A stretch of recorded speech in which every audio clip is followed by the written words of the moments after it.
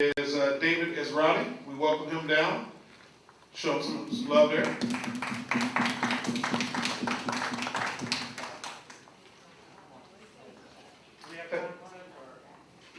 No, everybody's going to sit down here first.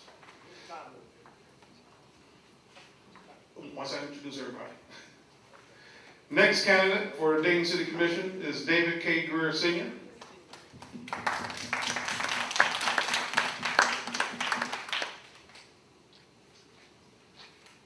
Our third candidate is Jeffrey J. Mims, Jr.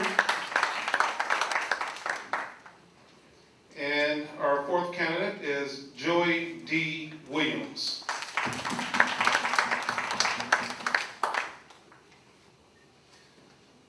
So our first order of business is we are going to ask that each candidate tell us a little bit about themselves, and we want that done in 2 minutes.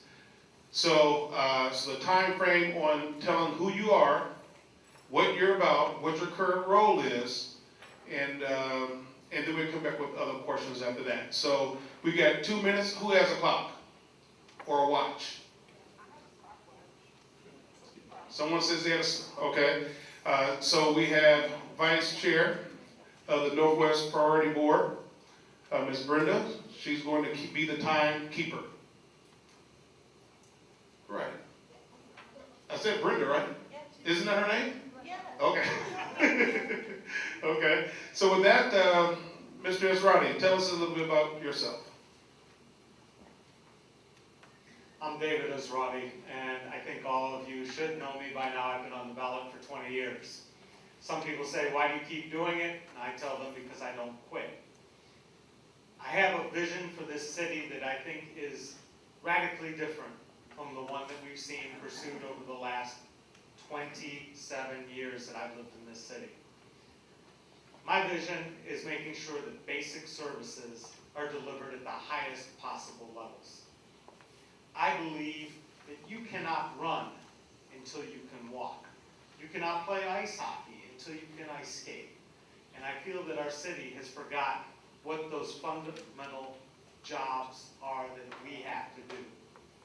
And I can tell you all kinds of things about what I see we could have. But I'd rather talk to you about $2 basketball nets. Because this year, I've learned a lot over the past years, and I realized that our kids are not being taken care of. And instead of buying yard signs and trashing everybody's yard and having them out there with my name on it, instead I went and bought basketball nets. I painted the bottoms of them bright green, and I've hung over 200 of them on courts throughout the city. And I can tell you that when I went into Hickorydale, there were weeds growing through the court. There were no nets. Kids, there was broken glass on the court. I went and fixed that. Kids respect that. Kids started to have some pride in our community and started to feel good about themselves. The kids on England Avenue got that beat up backboard. I've been out there 4 or 5 times, hung a new net. After I leave here today, I'm not in a suit. I'm going to be climbing the ladder, putting a net up on St. John. I think the city could do better. I still have 5 seconds, but thank you.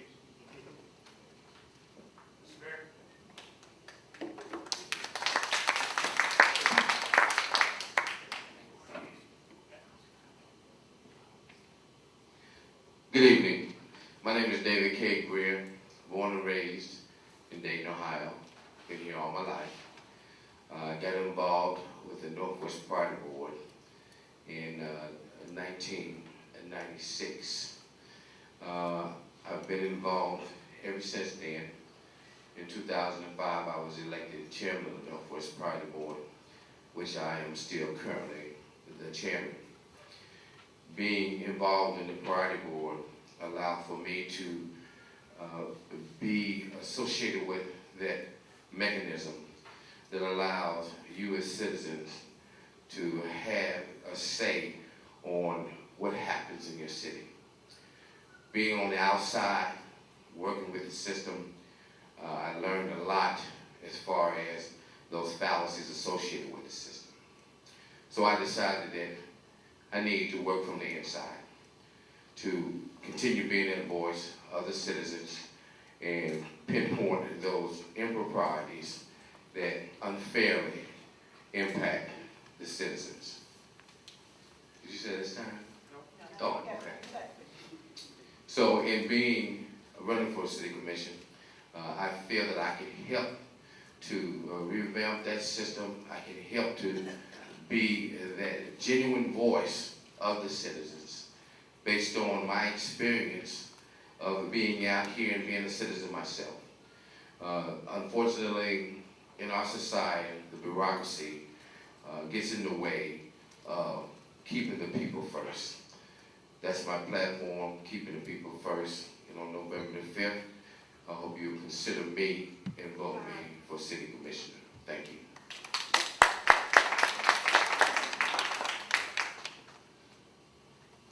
Hi, my name is Jeffrey Mims, and most of you probably know me. If you don't know me, you know my parents. At 2 months old, we moved from Alabama. I brought a car load of them up here to Dayton because I wanted to live in Dayton. That's a joke. The seriousness of it is the fact that I do love Dayton, want to be here. I was raised in Dayton, raised my children here in Dayton. In fact, my son went to school on this spot at the old school before we built the new school, which is part of the economic development program that I was involved in building new schools throughout the state of Ohio. You know, I have been an advocate for children and for this community all of my adult life. I've worked as a teacher and as a coach, vice president, treasurer, and president of the Dayton Education Association. Worked on collaborative issues dealing with schools and improving the quality of life of students through education. I've been also the lobbyist for the Higher Education Association as president of the Dayton Board of Education, and also currently elected as the 3rd District representative for the State of Ohio School Board, which represents 5 counties in Ohio. You know, my issues are very strong and very sincere in the fact that, one, to strengthen the school and community partnership, to improve the quality of job opportunities by making sure that we have a qualified group of workers for employers when they move to Dayton, to make sure our citizens are safe, and to manage the assets that we have, and to make strong investments in the quality of life and quality of services for the citizens of Dayton. On November 5th, don't forget, vote for Jeff Mims, Dayton City Commission. Thank you. I see one of my track partners there, across country, Henry Johnson there. Good evening. Good evening. My name is Joey Williams. I'm running for re-election for the Dayton City Commission. First of all, I want to say thank you, President Ford. Appreciate the forum. Thank you all for coming out and giving up your evening to come and listen to us. Thank my fellow candidates for coming out. You guys have my literature piece, so I'm sure you probably can see a lot of the information about me. And I'm not new to the elected official scene, so you probably know a little bit about my background. I'll just go real high level from Dayton, went to Dayton schools, been involved as an elected official for the past 20 years, and just I am in love with Dayton, Ohio. And that's why I continue to do what I do. On the back page, on the back side of my literature piece, you will see Joey's blueprint for a 5-star Dayton. And while I won't go through each one of them, I want to just hit on three quick ones. The first one, most of you guys know, by trade, I'm a banker.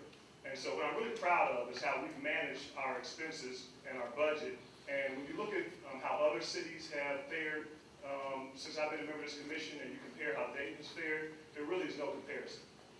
We have had our bond ratings, which are a third-party way of evaluating the financial condition of a city. We've had ours upgraded while other cities are downgraded, and some are even in bankruptcy. So I'm going to quickly transition away from that and talk about something I usually say last, I'm going to say second, positive. I will run the campaign as positive. I believe in being positive. I work with my colleagues as positive. I try to work with all of you in a positive way. My time being short, the third thing, I hope that I have a chance to come back and talk more about, what I've really invested my time in over the last 2 to 3 years is doing initiatives to reduce violence.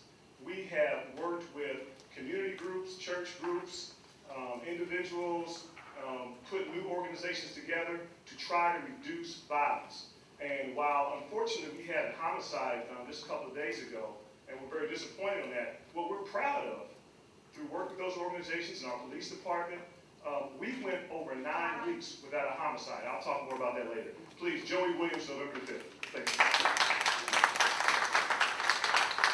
Thank you, candidates, for introducing yourselves to the citizens of Northern Hills community. Now we're going to ask questions. There are some people in the audience who want to ask their questions themselves, and there are some who has given me their questions.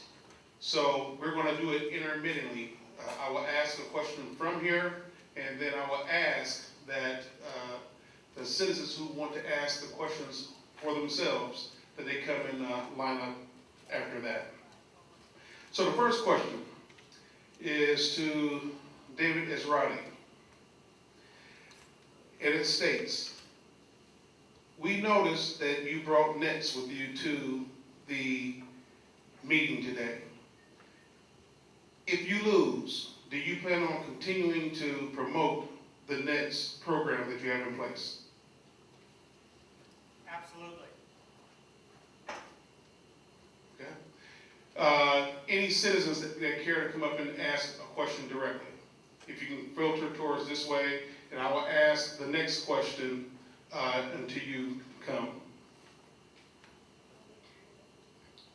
So if you have a question directly, please come over this way so we can ask the questions directly.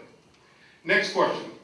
How do you plan to assist Dayton schools with achieving student graduation and success in graduation rates? And we'll give each candidate an opportunity to answer the question in 2 minutes.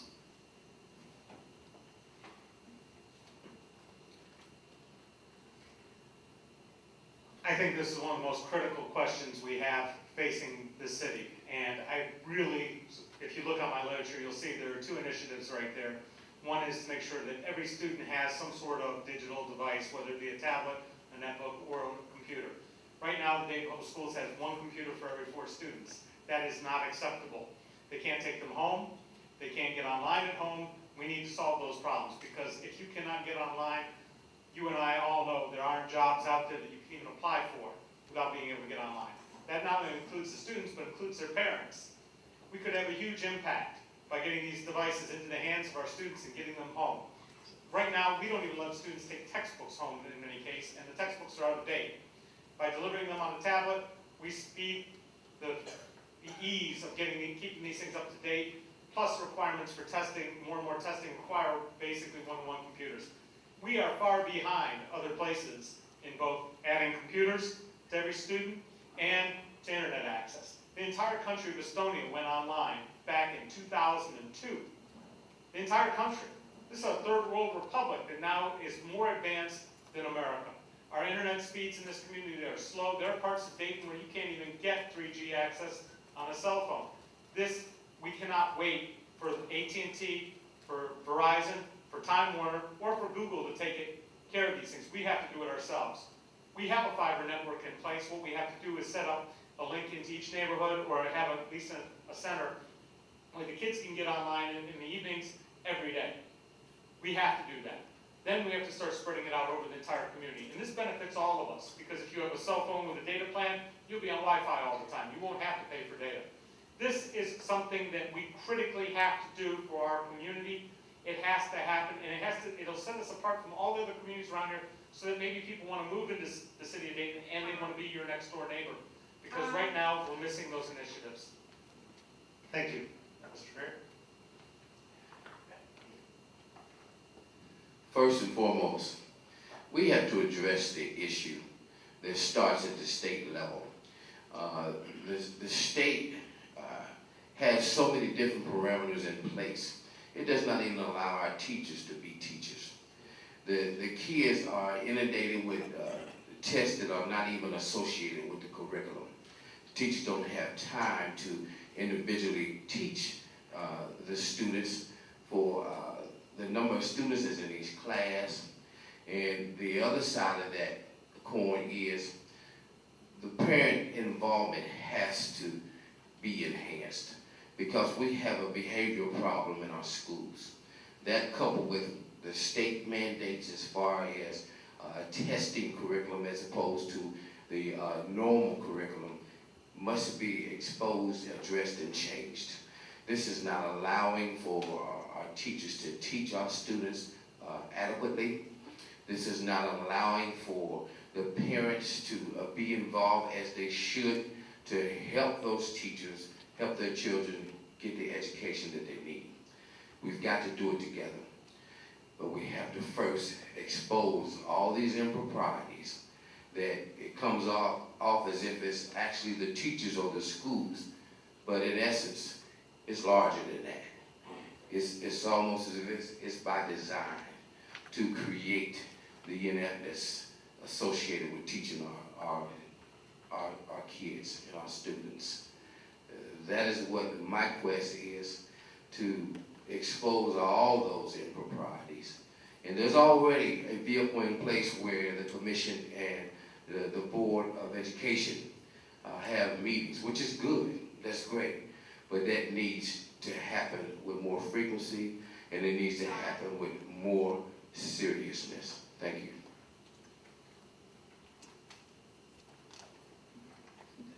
Thank you very much.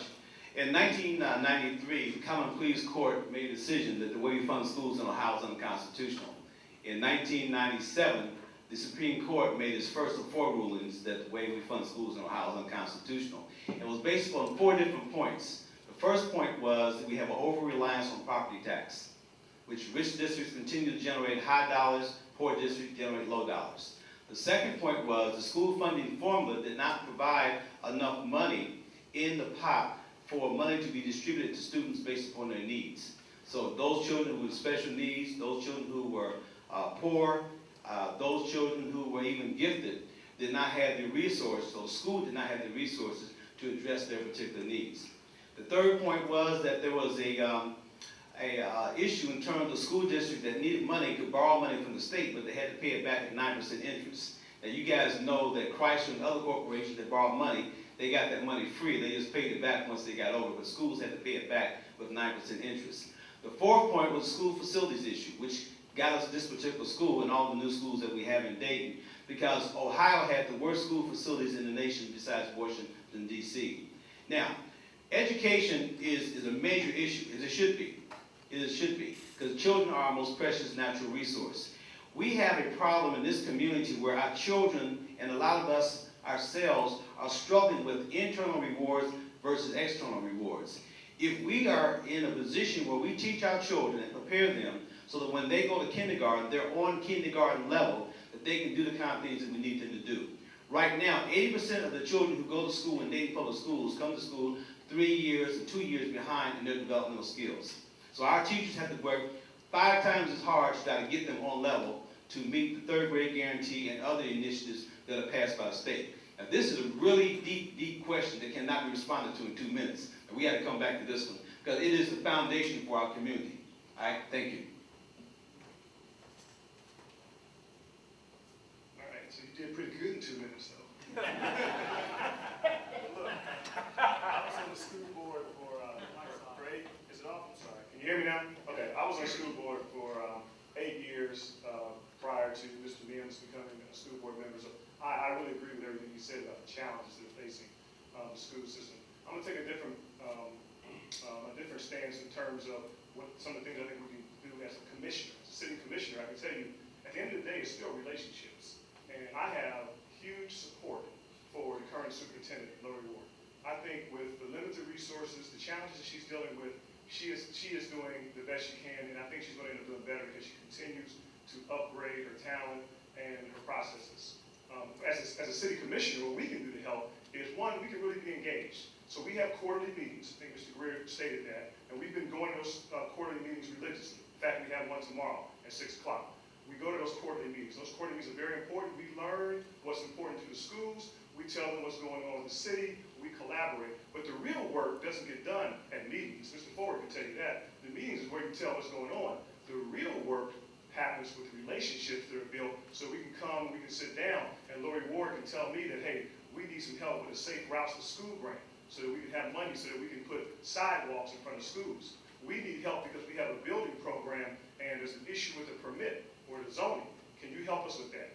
That's where the real work is done. So to me, if we want to be helpful to the schools, we have to continue to have good relationships with them, along with some of those issues that Mr. Mims and others have talked about at the statement level. I agree with. But I think on the ground level, the best thing we can do is be supportive of the superintendent and listen to what they have to do and use what we have at the city commission to help our young people. Thank you. Thank you, candidates. Okay, please come up and state your name and your question. Okay, you sit down. Okay, what I want to ask about is altogether different from the school board and everything.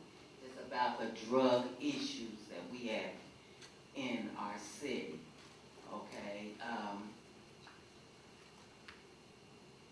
We can have cameras, we can have signs, and we can have all these things in place. We can take a driver's license numbers, and we can call it in, we can do whatever. Okay, once we say that the person be caught and the person go to court and they end up and they serve time in the penitentiary or wherever they go, and then when they're released and they come back out on the street. Now, for years and years and years, I have heard that once you go to jail or the penitentiary, you are being rehabilitated. Oh, now, this is just, you know, what I've heard. Now, I have never been there myself. But if we rehabilitate someone on the street, and once they be arrested, they are a felon,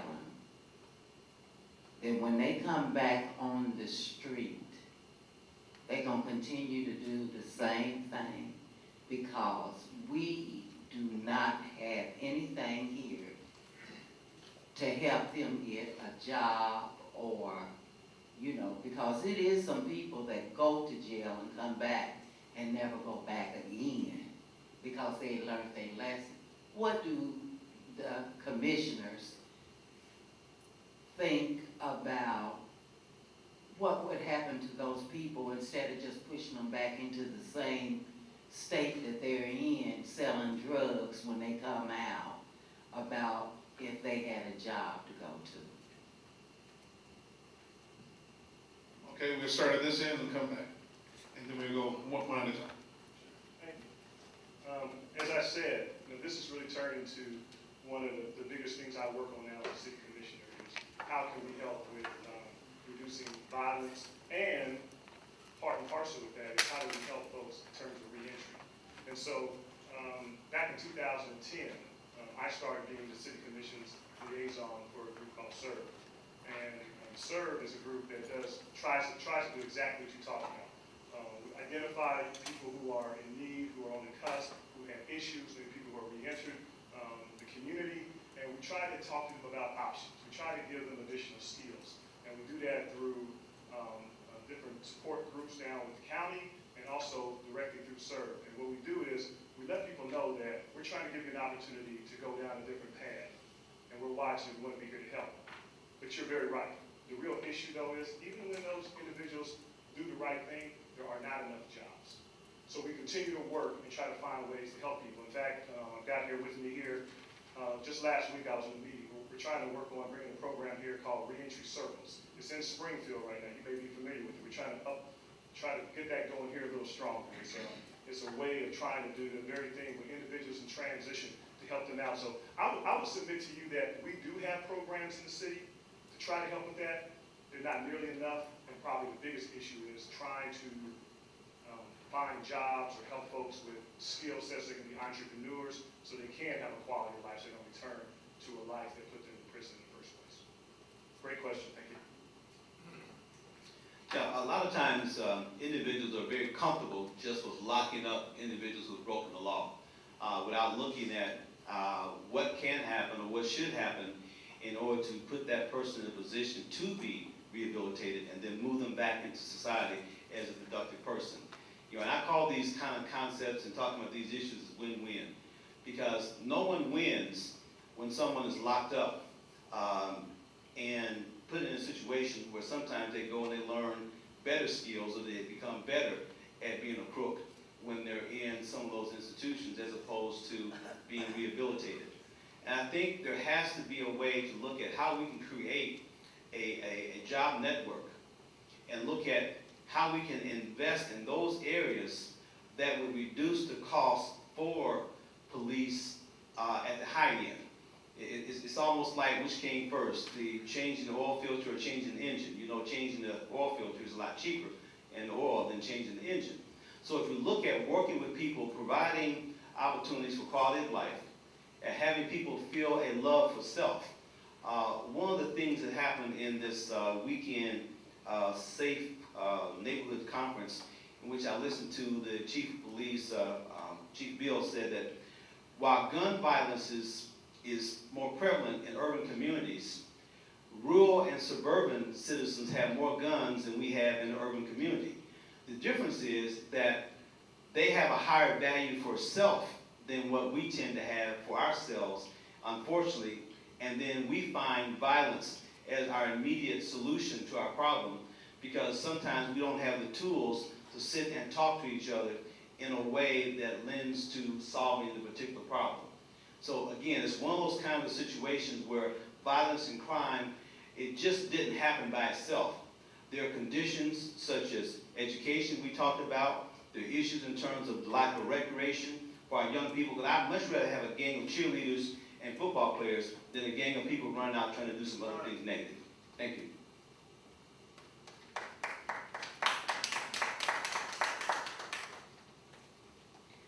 Our judicial and our penal institutions are by design dysfunctional, just like a lot of our other institutions and systems that are in our society as well as our city.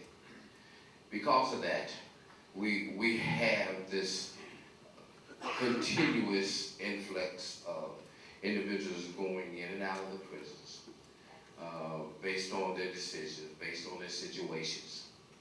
But I too am involved in several organizations, advisory boards, to work on those initiatives to help those individuals that are returning to the city after being incarcerated, to help them to find a common ground of staying out of the prisons and the institutions.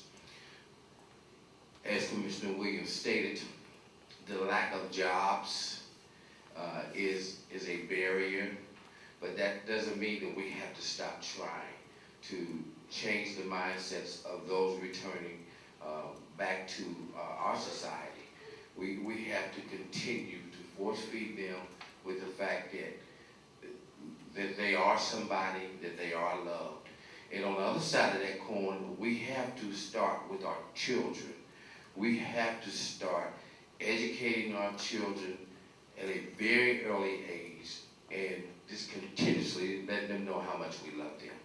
You know, because there's so much that has gone by with some of the generations that are going in and out of the prisons, that are losing their lives to crime and violence.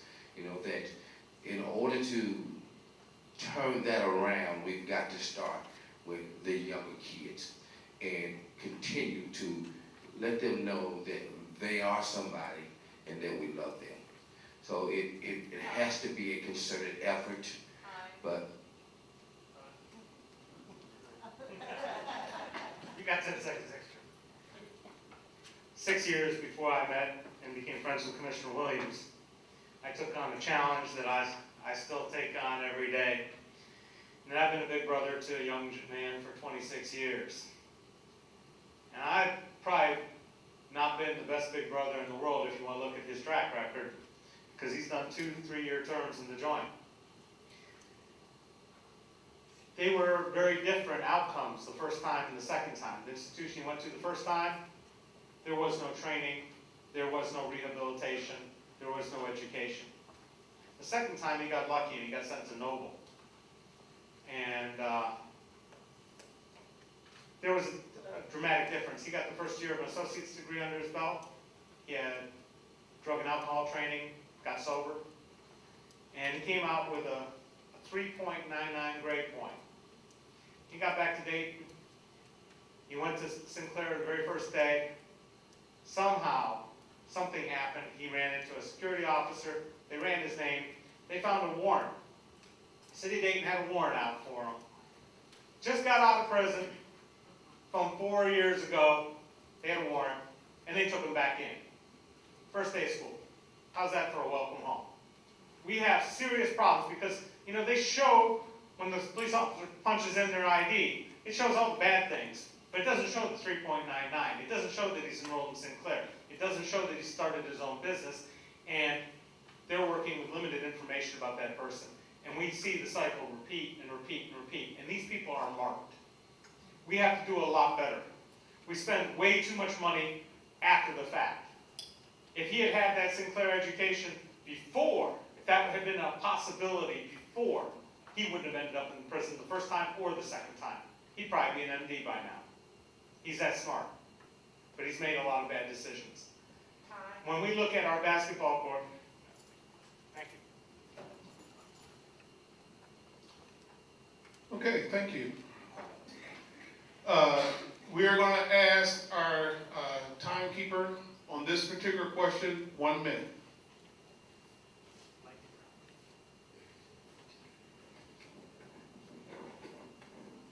And the question is, and we're going to start with Jeff Mims this time and work our way down, and we're going to have a good rotation here.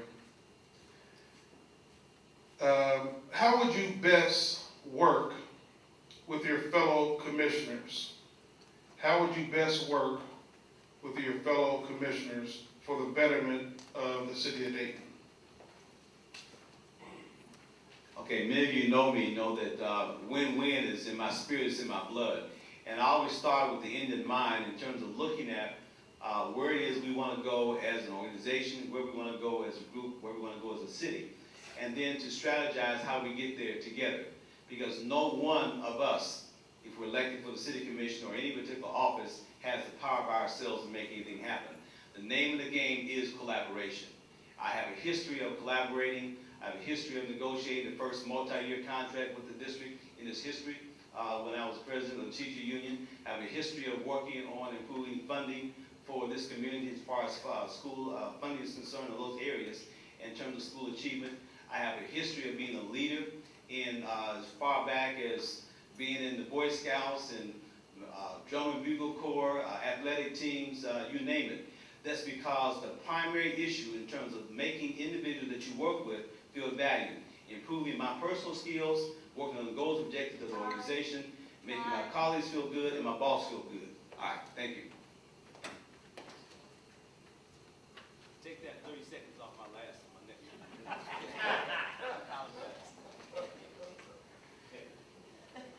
My quest will be that I continue to convince my colleagues that it's okay for them to be who they are. See, we have a tendency to allow systems and bureaucracy to dictate, who we are when we get in certain positions, or if we're following suit based on some directive that might have been shared. We have to be able to stand on our own 2 feet, be willing to take it good or bad on whatever decision we make.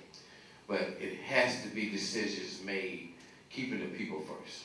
I've been in this city all my life. I'm 59 years old, and I've seen how our bureaucracy, based on the charter that we.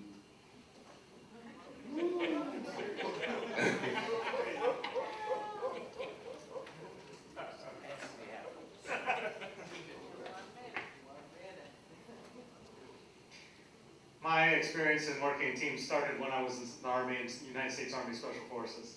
The ultimate team, 12 people, that's it, you're on your own. I've been a neighborhood president where I built consensus back into a neighborhood that had been divided. We brought it back together. I started an organization called BOB 108, now called BOB Ohio, a group of businesses that are veteran-owned. Done that for 7 years.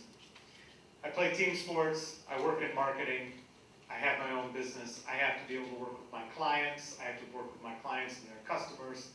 I've been doing this a long time. If I can't work with people, I don't get paid. I don't get a steady paycheck. I have a small business. It all depends on whether I can make myself an integral part of the team. That's not really an issue here. I worked with Mr. Greer. I've worked with the mayor. I've worked with Lori Ward.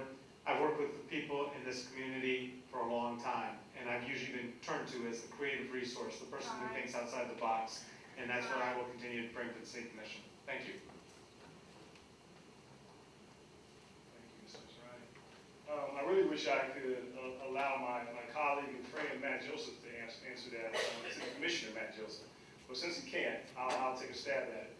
You know, I think that question is easily answered when you just look at what's occurred. You know, I think that when you have people who are constantly asked to be a part of organizations, when you see people who are part of organizations that are making positive strides, I think that answers the type of teammates you are. When I was a member of the Dayton School Board, I was asked 2 times by my colleagues to be the president.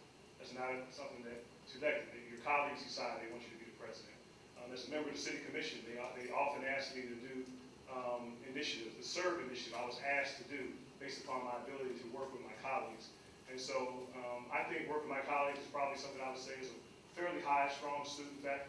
And work with your colleagues doesn't mean you always get along. In fact, you know, as I look down the table here, Mr. Esrati, Mr. Greer, Mr. Mims, I've worked with them on different things, and we've had disagreements on different things. But at the end of the day, being a good teammate knows how to put that in one compartment and leave it there, and then continue to work as a team going forward. Thank you. You're getting really good. All right, Candace, thank you.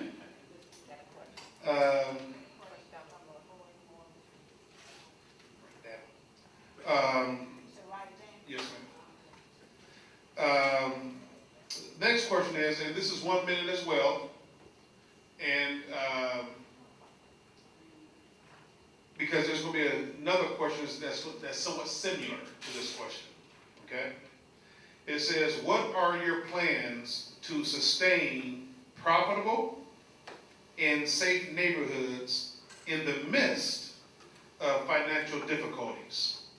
What are your plans to sustain profitable and safe neighborhoods in the midst of financial difficulties? 1.5 minutes.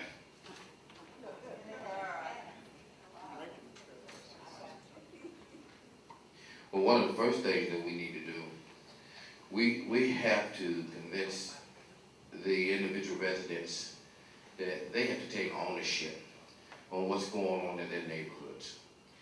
What I mean by taking ownership, you know, when you do see some type of activity that seems strange, you need to call the police department. You need to call as many times as you have to. We know that a lot of times that we call and we get passed off, the regional dispatch center is not familiar with our areas. There's all kind of hang-ups. So we have to do our part and call 2, 3, 4 times, how many of the times it takes. That's our portion that we have to do.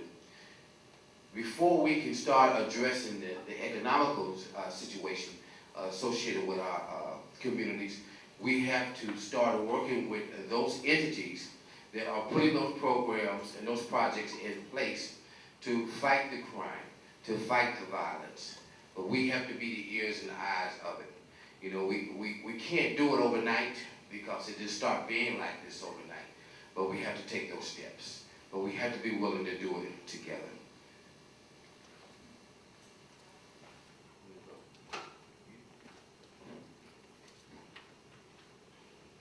I know it's worked in our neighborhood in South Park where property values have actually gone up while the rest of the city's property values have gone down. And that's when we stop focusing on our buildings and we start focusing on our people. We work really hard in South Park to make sure every neighbor becomes a friend, that everybody knows everybody on their street, that we get together for everything from porch and patio progressive parties where we start at one house, go to the next, eat, drink, have potlucks. We do that all through the summer once a month. We have hot toddy parties. We have a women's book club. We have a women who like to go out to eat club. The men keep getting left out of these things. We've had flash mobs for walking your dog, where we all converge on one spot with our dogs and we all show up all at once in a park. We do these things routinely to make sure that we know each other and that people know who lives around them, and we keep a good eye on things. We also use the internet really effectively, and that's something that when we have citywide Wi-Fi, we can do that. But the most important thing I think that we have to do is we have to take a serious look at restructuring the way we do citizen involvement, and I want to have a direct relationship between the neighborhoods and the city manager's office, like without having any layers of bureaucracy. And I want to set up a system that rewards you for doing things that work, where communities get more money for when they do good things, and they follow these plans that have been proven effective. Thank you. My turn? Okay, so the question again was about the financial, and you said something about, I want to hear it again, you said about profitable community. I haven't seen a profitable neighborhood yet, so that's why I want you to repeat it. What are your plans to sustain profitable and safe neighborhoods in the midst of financial difficulties? Okay, I like the profitable part of the neighborhood, but let me just say this. At the end of the day, the one thing that I think distinguishes me from most people who run for the city commission is my financial background. So what I've done as a member of the city commission is I have really made it a priority for me to make sure I understand the finances, make sure that we have metrics and we have standards, and we're trying to hold the city to those metrics and standards. And again, we have been applauded for the way we've managed our money. I hope that the question may also say, not only how do you manage the money, so you take care of what you get in, how do you properly spend it so it's to the benefit of to the community? And I think that's where we have to continue to have neighborhoods like yours, neighborhood meetings. But at the end of the day, we have to bear in mind, we can't spend more than we have. And so we have monthly financial review sessions that we do the fourth Wednesday of every month. Anybody in this room is welcome to come to them. But what you will see there is you will get a good understanding of how much money the city has and where we allocate our money. And you can also get involved in the budgeting process when we go and we talk to people about the budget. So there's a lot of things you can do to be involved with that. But at the end of the day, we can't spend more than we take in. So sometimes I might, I don't like get on my colleagues' nerves with that, but I know we have to live within our means. So thank you. Thank you. One of the things that we have to do is to find a way to create and recreate within the minds and hearts of our citizens dreams, hopes, and aspirations, not just for themselves, but also for their families and for their children. And to look at how we can collectively identify where we need to go and want to go as a city to improve the quality of life in this city, and then to make reinvestments in those areas. If we simply take the attitude of balancing the budget, every year you balance the budget at a lower and lower level. And you cut services and quality of life opportunities for citizens, which then sometimes gives them the attitude that, well, I'm not sure if I want to pay any additional taxes. I'm not sure if I want to do this, because all we're doing is cutting the quality of services. When we look at what those services are